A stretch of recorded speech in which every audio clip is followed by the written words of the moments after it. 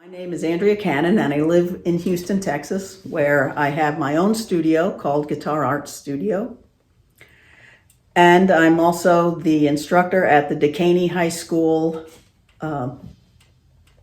jazz band, where I work with the rhythm section, mostly guitars and basses. I taught at Lone Star College for 5 years. And prior to that, I worked for my school where I attended college, which is Berklee College of Music, for 15 years as a Houston-based regional alumni admissions representative.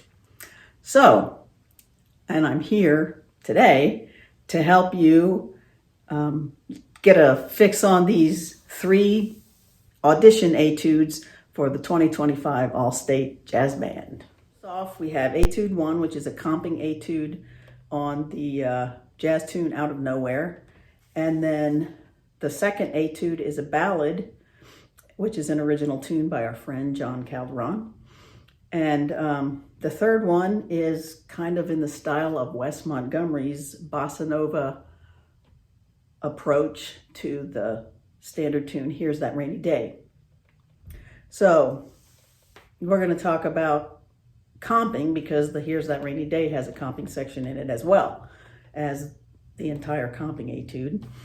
So first, some overall guidance, which is I shared last year when I did the etudes as well, and that is that in my way of thinking, I like all students to understand there's 3 stages to learning a piece. So those 3 stages are acquisition, fluency, and artistry. So acquisition is just purely the ability to play it.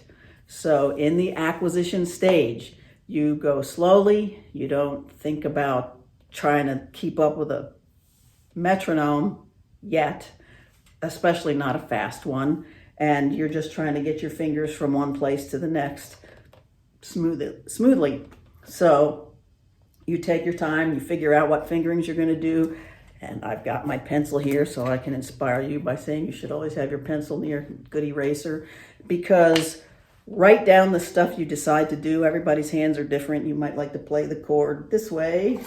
Somebody else might like to play it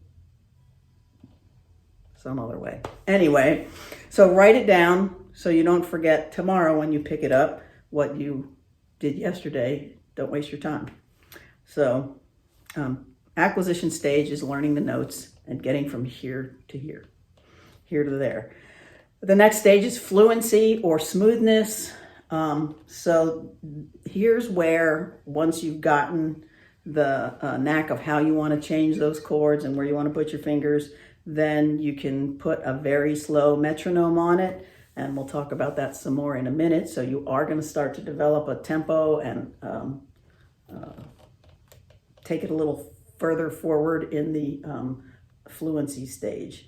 Artistry is the finishing touches, where you really think about maybe accents or inversions if it's comping, or maybe picking direction, or whether you're going to palm mute or whatever. So there's other considerations you can add in that third stage after you've mastered the basic movements between where you need to be and gotten it really smooth.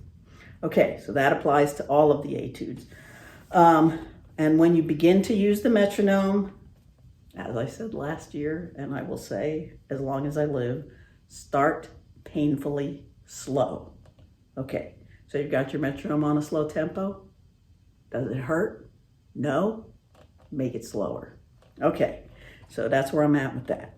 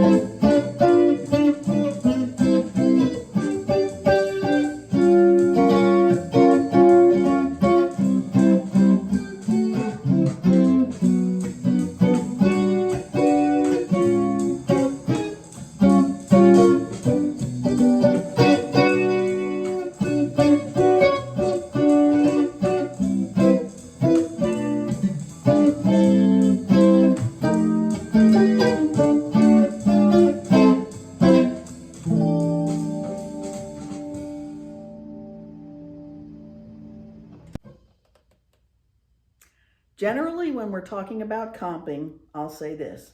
You're part of a rhythm section. Technically, each one of you is capable of sustaining the rhythm on your own. The bass, the piano, the guitar, the drums. You could do it all by yourself. And there may be sections in the tune that are arranged that way for one or the other of you to do it by yourself. And then all four of you can be working together at other times. So we certainly don't need everybody always playing it all the time. And this gives us the opportunity to exercise some creativity and interest in the parts by varying them, varying the textures to underscore what's happening in the horns or in sections where there is no horn part. So you can think that way too by yourself as you are working together with your jazz band to learn a piece. And it comes to bear here in Etude 1 because we go through it twice. And the first time I take the approach of doing what I call bigger chords that are cover more strings, the ones that we usually learn more in the beginning. And then the second time through, I do smaller chords and focus more on rhythmic accents. So, and I'll show you, well, you'll hear it, but I'll give you a little snip of that as well. So here's other considerations for us as guitarists when it comes to comping. Rhythm, for example, in the comping etude, the first time through, it's kind of a...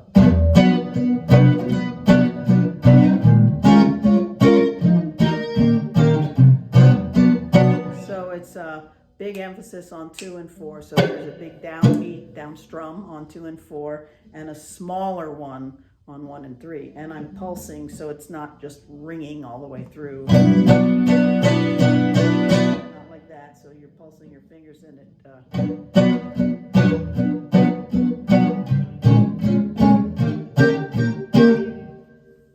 Okay? Okay. So in the second time through, I take the approach of accents. So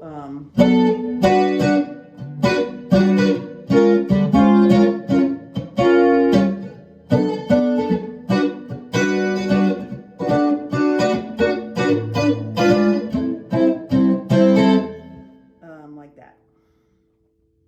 So the rhythm as well as density of your chord shape. This is a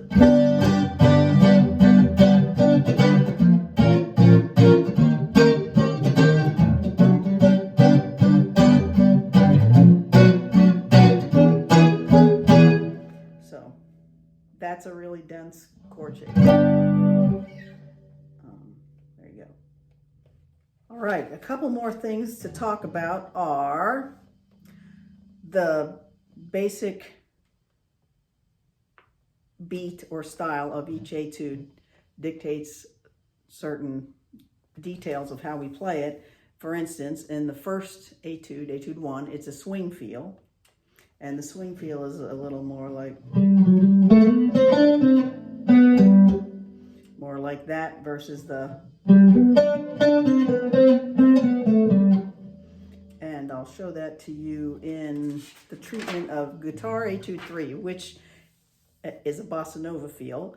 Bossa nova comes to us from Brazil. And in Brazil, the guitarists there think their bossa nova should always be played on nylon string guitars. But we don't use those in our jazz bands. So the way I treated it in the etude when we had the comping section was to use the pick and finger style a little bit.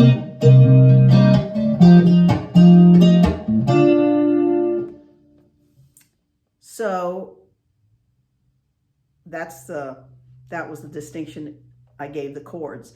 But in the melody, the bossa nova is usually eighth notes.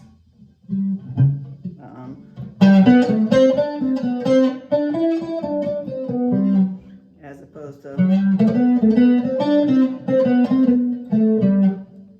that, which is more the straight eighth notes that we play in the swing feel and in the ballad. So the last thing I would like to point out, I already mentioned that it's a good idea to play the melody to everything separately. So when you're playing guitar etude 2 is when it's going to make the most difference to you, because when you play the chords linearly like this, if you're not careful, it could break up like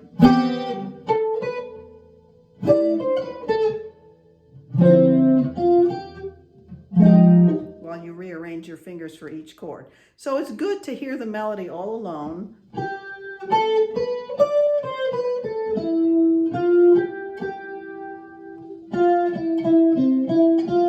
Make it as pretty as you can.